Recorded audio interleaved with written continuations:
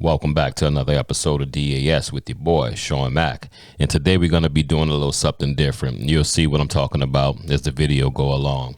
But we're going to be talking about my boy, the Mamba, Kobe Bryant, who passed away on January 26th of 2020 in Calabasas, California in a horrific helicopter crash.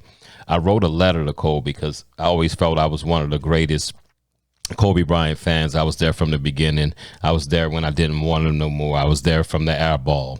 But I wrote a letter to Kobe, and what I did was I recorded it, and I wanted it to just be out there in the universe, my words in the universe, just to, I know he won't hear it, but you never know. He just might hear it.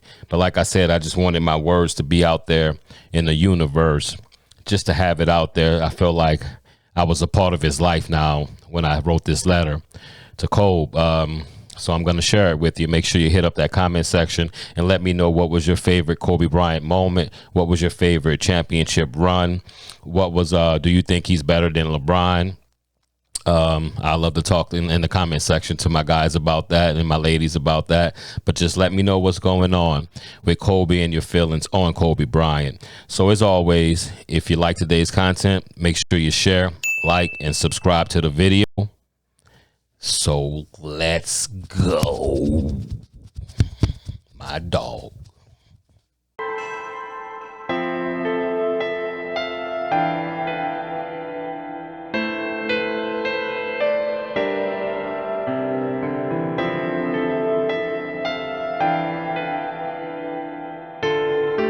Your call has been forwarded to an automatic voice message system.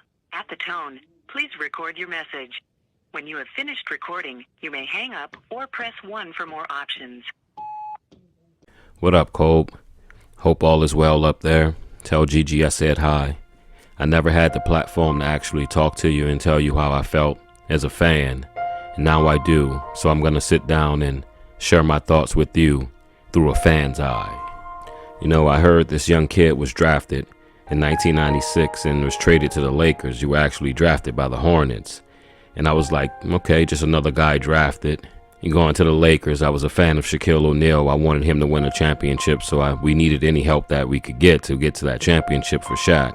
So it's playoff time, and I'm like, let's see what this young rookie have. Let's see what he has. What can he do?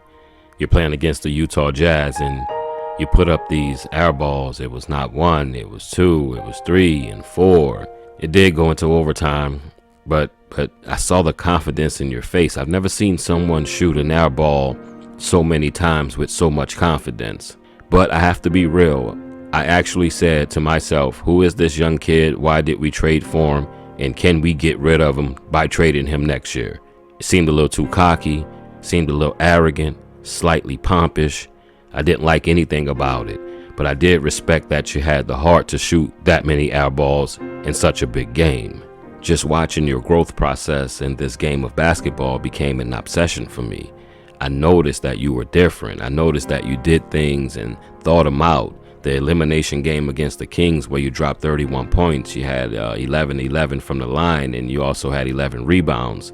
It showed me that you were in beast mode. It didn't matter if Shaq was on the court or not. You wanted the ball in high pressure situations, and there was nothing that anyone was going to do to actually stop you from getting to where you wanted to be. I saw that in you. That's what made me a fan.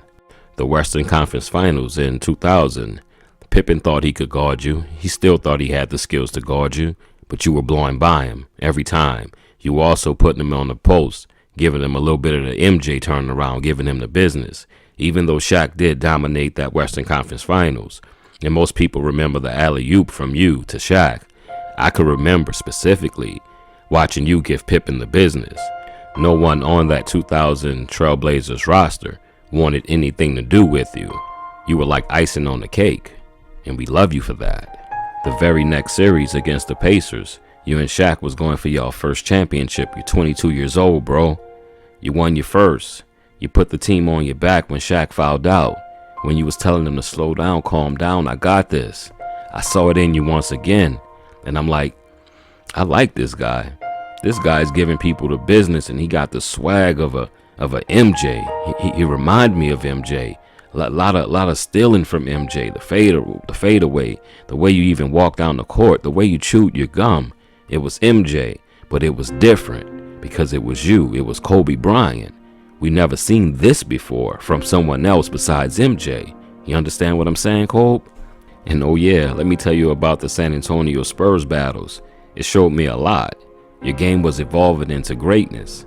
You averaged 28.2 points, 5.9 rebounds, and 4.7 assists against the Spurs in the playoffs for your entire career. Shaq was giving David Robinson the business and Duncan the business, but they had no perimeter player to stop you. You averaged 28 points in the playoffs against Duncan-led team. It was amazing. I hope people don't forget about those series against the Spurs when you started to elevate and evolve and show your greatness. Even Shaq noticed your greatness at that time. It was amazing, the putback over Duncan and over David Robinson. I don't think David was on that team. Actually, it was Duncan. The putback was just amazing. And once again, you told the team to calm down. We got this. In particularly, I got this. In 2001, your team was stacked, full of veterans. You didn't lose one game in the Western Conference playoffs that year, taking care of Portland 3-0, dismissing the Kings 4-0, then busting the Spurs' ass 4-0. You went on to beat the 76ers 4-1. Iverson was able to steal one game, but the team was just too strong, and you got your second ring, baby. Kobe fans loved it. We knew it was coming. You weren't quite the Mamba yet. You were more like a dangerous garden snake. In 2002, this is where I believe you became the Black Mamba. The entire season you separated yourself from Shaq, not just his sidekick anymore, proving you can lead a team by yourself solo. You played all 82 games that year. You averaged 30 points, shooting 45% from the field, 7 rebounds and 6 assists a game. In the playoffs on your way to your third title, you averaged 26.8 points, 5.8 rebounds and 5.3 assists in the NBA Finals. Now my boy had 3 of them things. And much as I love MJ, and I will always think MJ's the GOAT, I begin to argue that Kobe Bryant might just be the GOAT. From my position, what I would say was Kobe had all the skills that Jordan had towards the end of Jordan's career, but Kobe had them at the beginning of his career. He had the jump shot, it was better than Jordan's. His left hand was better than Jordan's. He had the fadeaway, which Jordan got towards the end of his career when he could no longer be as athletic as he was in his early career. Kobe had that at the beginning, so he had the jump shot. His three-point was better. His left hand was better. He had the fade, and actually he faded from the left and the right and off both feet. One thing that Michael Jordan didn't do. Now, he didn't become the GOAT as I thought, but this was my argument back then on why such a young Kobe Bryant could possibly be the GOAT. Then Shaq left for Miami. Shaq and Phil Jackson both said you were selfish, but I knew that wasn't you. You just wanted to show the rest of the basketball world that you can win without Shaq. Why should he not get surgery and be lazy and you work hard and you can't show people what you need to do and what you can become? I felt that, and that couldn't be done playing with Shaq. Phil Jackson left, wrote a book about you, talking about your selfish ways, but then he realized that you were the closest thing to MJ he's ever seen, and that he possibly could win a few more rings, so he came back. With Phil Jackson back on the bench, y'all made it back to the playoffs. Then the Phoenix game happened in the playoffs. You didn't want to shoot the ball. I totally understand why you didn't want to shoot the ball and what point you were making. But oh my God, Cole, let me tell you, it gave your haters ammo to argue against your fans and your supporters. MJ wouldn't do that. He took too many shots anyway. He's selfish. Let's slander him. Blah, blah, blah, blah, blah. It was horrible, but I understood why you did it and I rode with you. But then in 2008, with a retooled roster, led by you and a skilled big man named Pau Gasol, you made it back to the finals versus the Boston Celtics. And the Celtics were hungry, led by 3 veterans, all winning championships. They were on a mission. You were ready. You were ready for battle. But your team wasn't. The bright lights and the big stage was just too overwhelming for them. And you lost your second championship. This crushed me. This was too overwhelming for me. That whole year I just sat and soaked and didn't want to watch SportsCenter. I saw it in your eyes when you walked off the court that it hurt you as well. I knew it hurt you more than me, but in actuality, in my mind, it hurt me more than you. I knew that you'll be back, and the outcome would be different this time. In 2009, just 1 year later, as expected, you made it back to your sixth championship versus the Orlando Magic. The Lakers were the favorite in this matchup.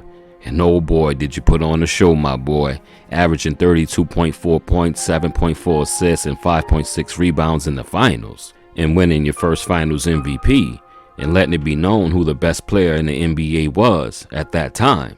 Fast forward 12 months, and you're back in the finals again, going for your fifth ring, which will make you just one shy of MJ, and then we can start that GOAT conversation again. And this time it's a familiar opponent, the Boston Celtics, who had beaten you 2 years earlier, pretty handedly I might say. But it was to be different this time around. Your soldiers were battle tested. They were defending champs. They had battle scars from the previous 3-year grind, plus Ron Artest was there to do your dirty work. The series went 7 games. To be honest, it was hard to watch Game 7. Both offenses struggled, every possession becoming pivotal. Even you yourself struggled. Your shot was off, but your heart and your defense was on display. You were 6 of 24 for 23 points with 15 rebounds and 2 assists. It was an ugly game, but you won your 5th championship, matching Magic Johnson in Lakers lore. I was over the moon 10 times 4th. This was my crowning achievement as a fan of yours. This was the top of the mountain for you and your fans. We loved you, Kobe.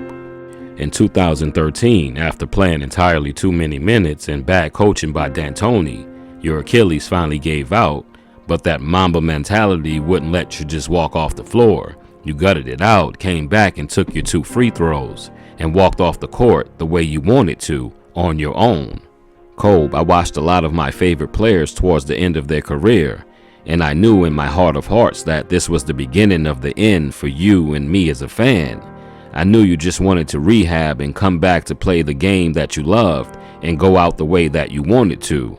Just like back in 2013, when you came back to take those last 2 free throws. On April 13th, 2016, you played your final game, and it was a classic. It was a dream. It was like I was dreaming. I was watching the movie, but the script was written too perfect. Every point you scored was needed. You didn't even think about passing the ball. The crowd screamed every shot, shoot it, every time you touched the ball, which is kind of ironic. You played 42 minutes, dropped 60 points with 4 rebounds and 4 assists. 1 steal, 1 block, and 2 turnovers. You were 22 of 50 from the field. That's a 44% field goal percentage for the game. The post-game speech was epic. It felt like you were talking directly to me as a fan. It was hard for me to see you leave the game, but it was the end of greatness, and I knew it was, and I watched it all. It was especially hard for me to believe I wouldn't see you give these motherfuckers the business anymore. I echoed your last words as you began to speak them. Mamba out. On January 26, 2020, a co-worker walks up to me at work and he says, "Did you hear about Kobe Bryant and what had happened?" He says, "Google it." He knew I was a huge Kobe Bryant fan. And I read that Kobe has been lost in a helicopter accident. At the time, they didn't know who was actually on the helicopter, but they were saying that it might be his and Vanessa and his entire family. And I called my brother, C. Anthony, and I say, "C, did you hear what happened to Kobe?" He says, "What?" And I told him what happened. And his first words was, "Jesus, have mercy," not to Kobe. And my voice cracked up and I started to shed tears. And it hurt me so much that I lost Kobe. He had begun to do so many other things in life, write the books, win the Oscars, and deal with girls basketball teams and just pushing women's sports in general. Excuse me, it's always a little hard talking about Kobe, but I just wanted to bring you through that day and let you hear how I found out about the loss of Kobe Bryant. It meant a lot to me. He meant a lot to me. He was my boy. I always feel like I was the #1 fan. I loved him. That was my boy. Rest in peace. Kobe Bean Bryant. We miss you. Thanks for watching Death After Sports. I've been your host, Sean Mack. Don't forget to like, share, and subscribe. And please hit up that comment section and let me know what you thought about Kobe Bryant's career and what he meant to you. Even the haters, get in that comment section. Let me know about Kobe. Once again, thanks for watching Death After Sports. Kobe Bean Bryant.